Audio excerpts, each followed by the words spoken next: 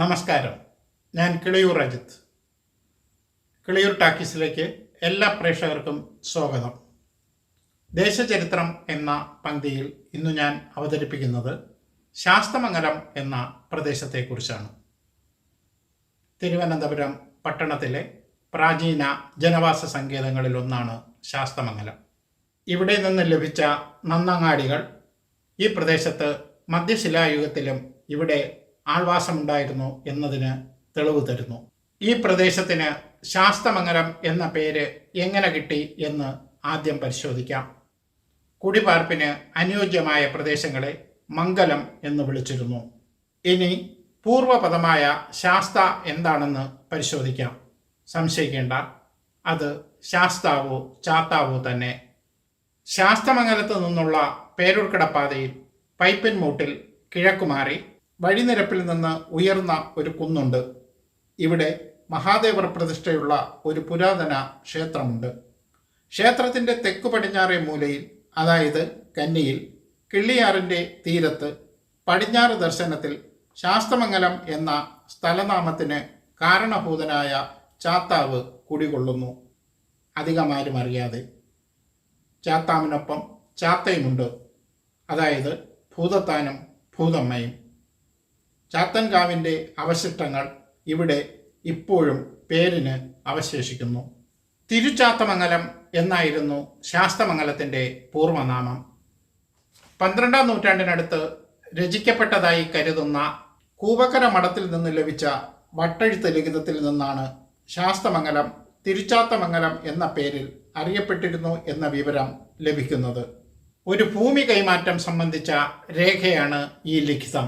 അതായത് കന്നിയിലെ ചാത്താവ് 12ാം നൂറ്റാണ്ടിന് മുമ്പ് പ്രതിഷ്ഠിക്കപ്പെട്ടതാണെന്ന് വ്യക്തം. ചാത്താവ് കുടികൊള്ളുന്ന കുന്നിന് പണ്ട് മരൂട്ടിക്കുഞ്ച് എന്നും എള്ളുപിട എന്നും പേരുണ്ടായിരുന്നു. ഇത് സംബന്ധിച്ച രേഖയും കണ്ടുകിട്ടിയിട്ടുണ്ട്. മരട്ടിക്കുഞ്ച് പിന്നീട് മരോട്ടിപ്പൊറ്റയായി. ശാസ്തമംഗലം മഹാദേവർ ക്ഷേത്രത്തിന് ഏതാണ്ട് 500 വർഷത്തെ പഴക്കം വരും. കൂവക്കര മഠത്തിൻ്റെ അധീനതയിലായിരുന്നു ക്ഷേത്രം. അഭീഷ്ടവരദായകനും ശാന്തപ്രകൃതക്കാരനുമായ മൂർത്തിയാണ് ശാസ്തമംഗലത്ത് കുടികൊള്ളുന്നത്. ഈ മൂർത്തിയെ ഭക്തർ ഭക്തിപുരസരം മൂപ്പിലാൻ എന്നാണ് വിളിച്ചു പോന്നിരുന്നത്. രാജ്യവിസ്തൃതിക്കും മറ്റുമായി ഒട്ടേറെ യുദ്ധങ്ങൾ ചെയ്ത മാർത്താണ്ഡവർമ്മ മഹാരാജാവ് താൻ അറിഞ്ഞും അറിയാതെയും ചെയ്ത പാപങ്ങൾക്ക് പരിഹാരം ചൊല്ലാൻ ഒരിക്കൽ കൂവക്കര മഠാധിപതിയോട് ആവശ്യപ്പെട്ടു. ശാസ്തമംഗലം മൂപ്പിലാൻ്റെ തിരുനടയിൽ 7 നാൾ ഭജനമിരിക്കാനും മഹാദേവ ക്ഷേത്രത്തിൽ ആണ്ടുതോറും തുലാമാസത്തിൽ നടക്കുന്ന ബ്രഹ്മകൂർമ്മം കളഭത്തിൻ്റെ അവസാന ദിവസം നാടറിഞ്ഞെത്തി കൂവക്കര മഠാധിപതിക്കൊപ്പം മൂപ്പിലാനെ വണങ്ങാനും നിർദ്ദേശിച്ചു.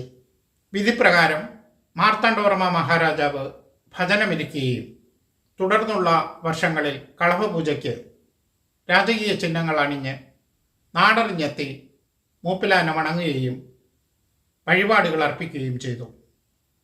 തുടർന്ന് അധികാരത്തിലെത്തിയ രാജാക്കന്മാരും ഈ പതിവ് പിന്തുടർന്നു.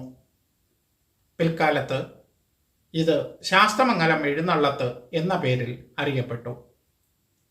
സ്വാതി തിരുനാൾ മഹാരാജാവിൻ്റെ ഭരണകാലത്ത് ശാസ്തമംഗലം എഴുന്നള്ളത്ത് കൂടുതൽ പ്രൗഢഗംഭീരമാക്കി. ശ്രീ പത്മനാഭസ്വാമി ക്ഷേത്രത്തിലെ ആറാട്ടിന് സമാനമായ ആഡംബരങ്ങളോടെയായിരുന്നു ശാസ്തമംഗലം ഘോഷയാത്രയും. ഇതിനായി അദ്ദേഹം ഒരു രഥം നിർമ്മിച്ചു. 11,158 പണം ചെലവിട്ട് 4 വർഷം കൊണ്ടാണ് രഥത്തിൻ്റെ പണി പൂർത്തിയാക്കിയത്. ദന്തദാരു പണികളിൽ വിദഗ്ധരായ കൊച്ചുകുഞ്ഞാശാരിയും മണക്കാട് മൂത്താശാരിയും ചേർന്നാണ് രഥത്തിൻ്റെ നിർമ്മാണം പൂർത്തിയാക്കിയത്. കൊല്ലവർഷം 1017 തിരുവോണ നാളിൽ രഥം നിരത്തിലിറക്കി. സാറാട്ടുവണ്ടി എന്നും ഈ രഥം അറിയപ്പെട്ടിരുന്നു. 1.25 ലക്ഷം തങ്കത്തകിടും 7511 വെള്ളിത്തകിടും കൊണ്ട് പൊതിഞ്ഞ രഥത്തിൽ വെള്ളക്കുതിരകളെ പൂട്ടിയായിരുന്നു മഹാരാജാവിൻ്റെ യാത്ര. ശാസ്തമംഗലം ഘോഷയാത്രയുടെ കാലത്തിലും പരിഷ്കാരം വരുത്തി. മഹാരാജാവിൻ്റെ ആട്ടപ്പിറന്നാളിനോ തൊട്ടടുത്ത ദിവസമോ ആയിരിക്കും യാത്ര. എഴുന്നള്ളത്ത് ദിവസം രാജാവിന് വിശ്രമിക്കാൻ ക്ഷേത്രത്തിന് സമീപം പടിഞ്ഞാറേ നടയിൽ കവാടത്തിനു മുന്നിൽ വടക്ക് മാറി ഒരു ചെറിയ കൊട്ടാരവും നിർമ്മിച്ചു. ശാസ്തമംഗലം കുന്നുകൊട്ടാരം എന്നാണ് ഈ മന്ദിരം അറിയപ്പെട്ടത്. ക്ഷേത്ര ദർശനത്തിനു ശേഷം കൂപക്കര മഠം സന്ദർശിച്ച് ഗുരുദക്ഷിണ സമർപ്പിക്കുന്ന ചടങ്ങും തുടർന്നു പോന്നു.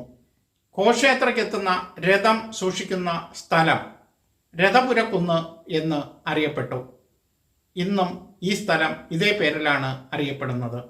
ഈ സുവർണരഥം ഇപ്പോൾ തിരുവനന്തപുരത്തെ ശ്രീ ചിത്തിര തിരുനാൾ നേപ്പിയർ മ്യൂസിയത്തിൽ സൂക്ഷിച്ചിട്ടുണ്ട്. ശൈവഭക്തിക്കും തുല്യ പ്രാധാന്യം നൽകാനാണ് ഇത്തരത്തിൽ ഒരു ഘോഷയാത്രാ ചടങ്ങ് കൊട്ടാരം ഒരുക്കാനുള്ള കാരണമെന്ന് കരുതുന്നു. ഒരു കാലത്ത് ശാസ്തമംഗലം നെടുമങ്ങാട് പേരകത്താവഴിയുടെ കീഴിലായിരുന്നു. മാർത്താണ്ഡവർമ്മ മഹാരാജാവ് നെടുമങ്ങാട് പിടിച്ചതോടെ പേരകം അഴിഞ്ഞു. തുടർന്ന് ശാസ്തമംഗലവും തൃപ്പാപ്പൂരിൻ്റെ ഭാഗമായി. തൃപ്പാപ്പൂരാണ് പിന്നീട് തിരുവിതാംകോടും തിരുവിതാംകൂറുമൊക്കെയായി മാറിയത്. കിളിമാനൂർ യുദ്ധത്തിൽ തുണനിന്നതിന് പ്രതിഫലമായി ഓണാട്ടുകര മുണ്ടനാട് കുറുപ്പന്മാർക്ക് ശാസ്തമംഗലത്ത് കുറേയേറെ ഭൂമി കരമൊഴിവായി നൽകുകയുണ്ടായി. കുതിരപ്പട്ടാളക്കാരായ കുറേ പടാണികളെയും ഇവിടെ കൊണ്ടുവന്ന് പാർപ്പിച്ചു. അവരുടെ വാസസങ്കേതം പട്ടാണിക്കുന്ന് എന്നാണ് ഇന്നും അറിയപ്പെടുന്നത്.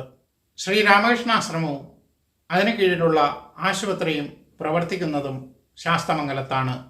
ഡോക്ടർ കെ രാമൻ തമ്പിയും തപസ്യാനന്ദ സ്വാമികളുമാണ് ആശുപത്രി വികസനത്തിന് അടിത്തറ പാകിയവർ. NSSന്റെ ഉടമസ്ഥതയിലുള്ള ശാസ്തമംഗലം ഹൈസ്കൂൾ രാജാ കേശവദാസന്റെ സ്മാരകമാണ്.